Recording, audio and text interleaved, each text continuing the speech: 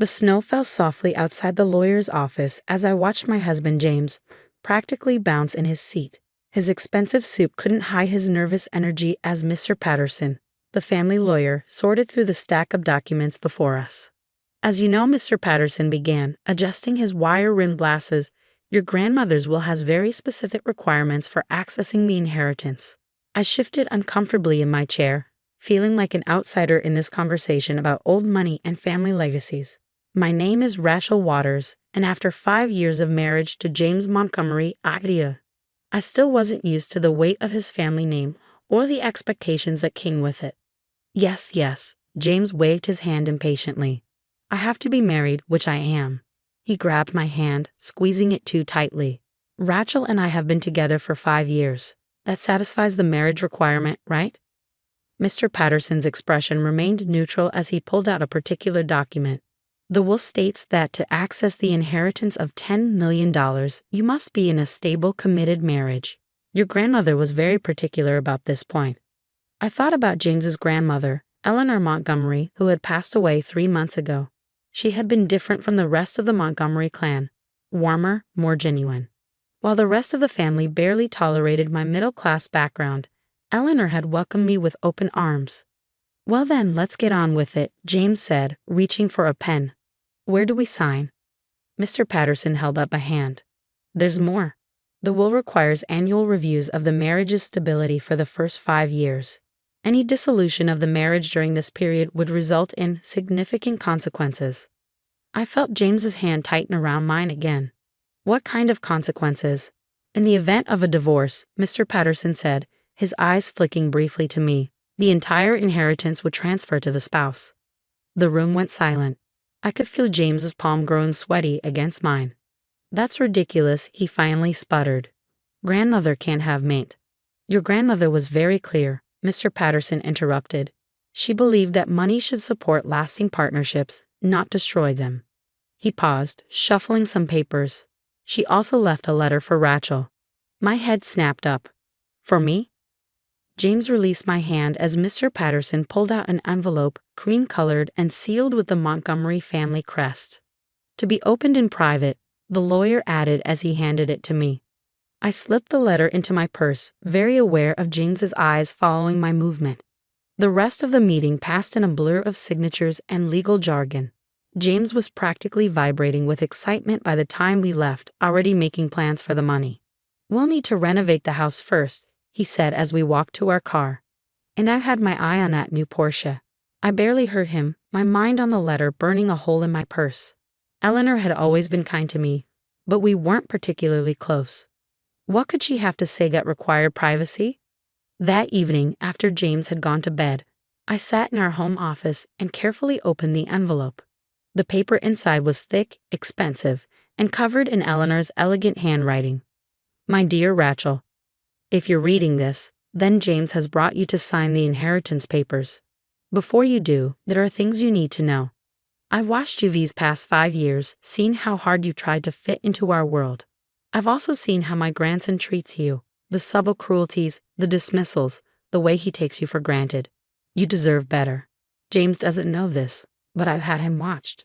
The photographs enclosed will show you exactly what kind of man you married. What you do with this information is your choice.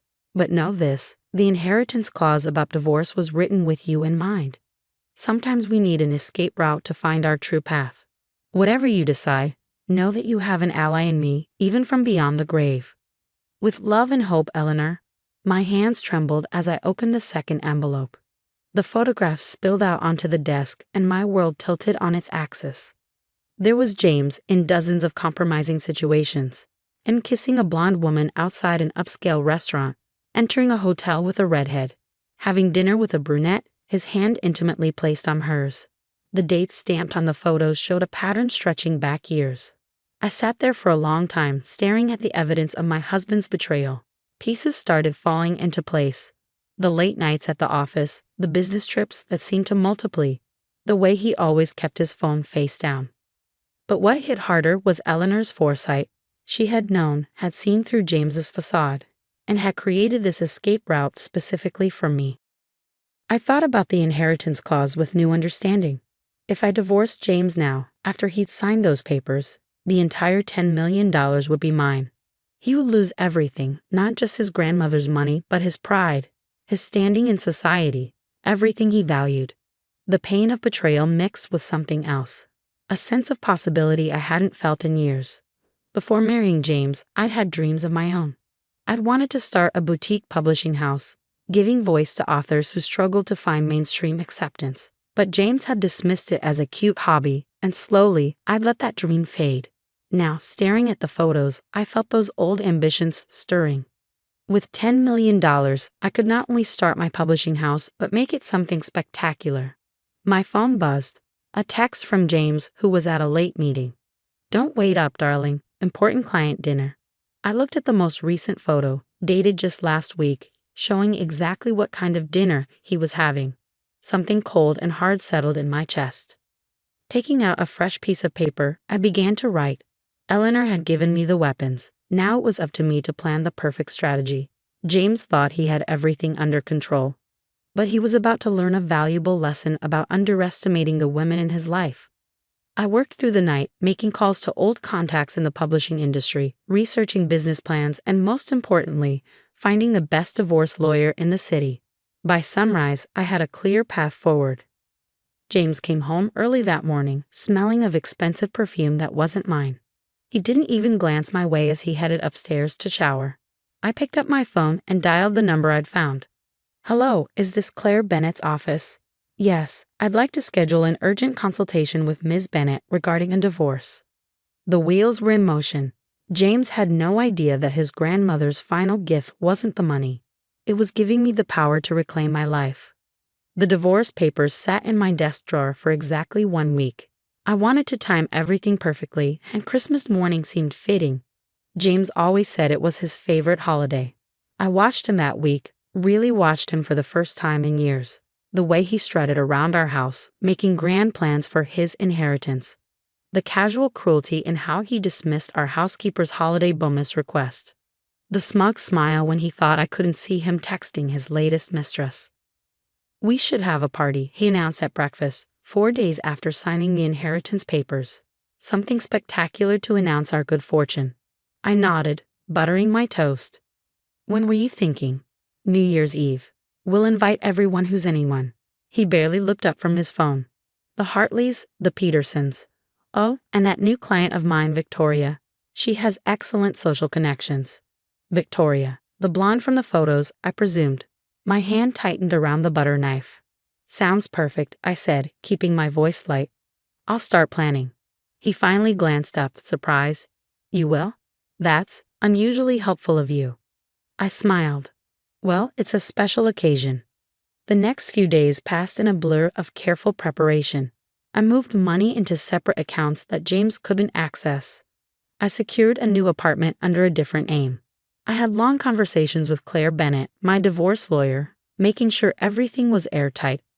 Christmas Eve, James insisted on hosting his family for dinner. I played the perfect wife one last time, serving his favorite dishes, laughing at his father's terrible jokes, pretending I didn't notice his mother's backhanded compliments. "You've done well for yourself, James," his father said over dessert. "The inheritance, the beautiful home." But he waved vaguely in my direction. "Suitable wife." James beamed. "Everything's falling into place exactly as I planned." I excused myself to make coffee, fighting back a laugh. Men like James and his father never saw it coming. They were so convinced of their own superiority that they couldn't imagine being outmaneuvered by someone they considered beneath them. That night, after his family left, James was in an unusually good mood. He even kissed my cheek before bed, the first time he'd shown me any affection in months. "Thank you for tonight," he said. "You know, with the inheritance coming through, maybe we should think about having children. Carrying on the Montgomery name and all that." I lay awake long after he started snoring, thinking about Eleanor's letter. Had she known her grandson would try to trap me further once he got the money? Had she seen this coming too? Christmas morning dawned bright and cold. I was up early setting the stage. Coffee brewing, breakfast laid out, presents arranged under the tree. I wanted everything to be perfect. James stumbled downstairs around 9. Already reaching for his phone. "Merry Christmas," he mumbled. "Merry Christmas." I replied, handing him a coffee. I have something special for you. He perked up. A present? You could say that. I pulled out an envelope tied with a red ribbon. I've been planning this for a while. He took it, smiling. You didn't have to. His voice trailed off as he opened the envelope and saw the divorce papers. His face went through a series of expressions: confusion, disbelief, anger. What is this? He demanded. I think you know exactly what it is.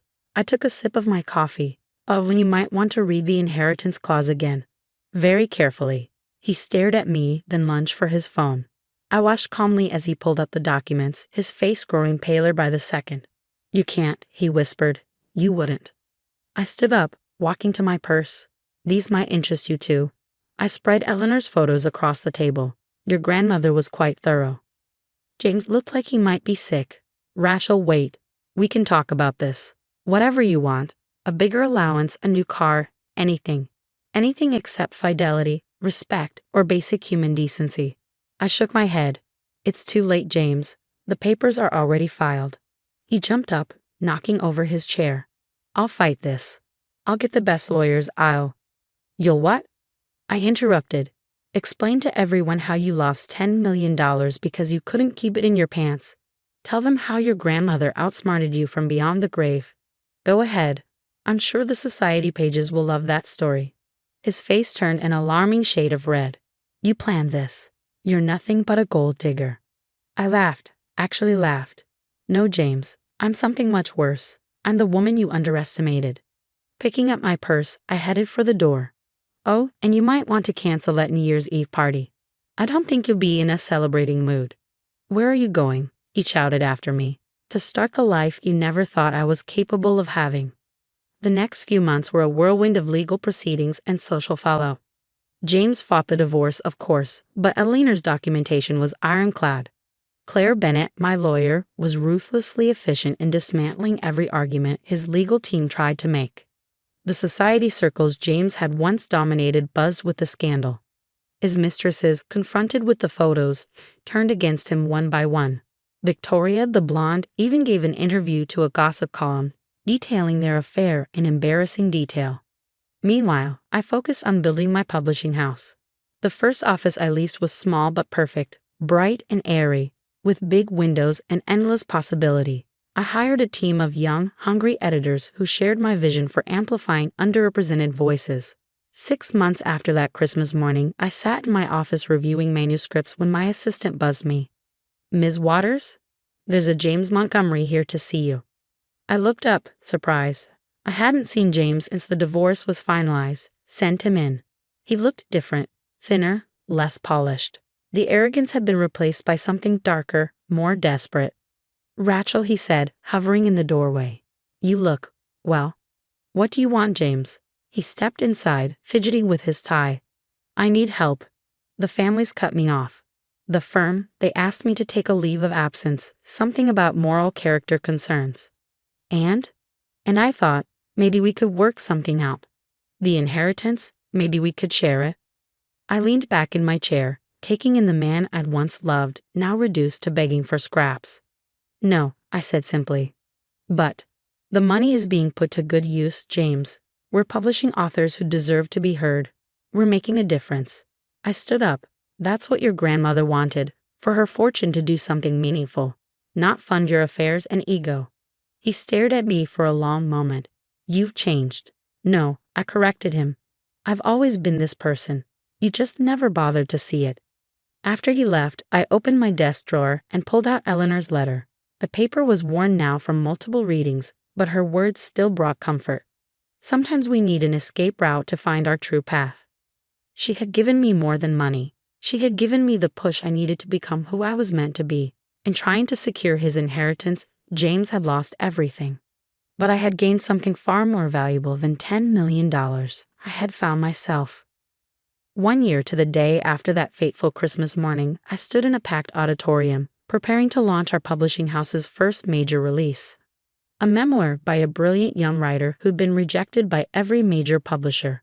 Looking out at the crowd, I spotted a familiar face in the back. Mr. Patterson, Eleanor's lawyer, gave me a small nod.